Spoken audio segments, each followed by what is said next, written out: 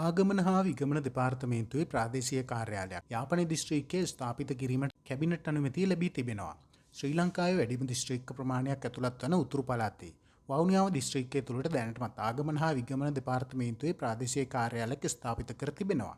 එමෙන්ම යාපනයේ කිලිනොච්චි හා මුල්තිව් යන දිස්ත්‍රික්කවල වෙසෙන ජනතාවට ආගමන හා විගමන කටයුතු ආශ්‍රිත සේවාවන් ලබා ගැනීම උදෙසා වවුනියාව ප්‍රාදේශීය කාර්යාලය වෙත ගමන් කිරීමේදී විශාල කාලයක් වැය කිරීමට සිදු වෙනවා. උතුරු පළාතේ ජනතාව විශාල වශයෙන් විදේශ ගමන් බලපත්‍ර ඉල්ලුම් කර ඇති බැවින් ඔවුන් සඳහා කඩිනම් සේවාවක් ලබා දීම සඳහා යාපනයේ දිස්ත්‍රික්කයේ ආගමන හා විගමන දෙපාර්තමේන්තුවේ ප්‍රාදේශීය කාර්යාලයක් ආරම්භ කිරීම සුදුසු බවට 2025 1 වන දින ජනාධිපතිවරයාගේ ප්‍රධානත්වයෙන් පැවති යාපනයේ දිස්ත්‍රික් සම්බන්ධීකරණ කමිටුවේදී යෝජනා වී තිබුණා.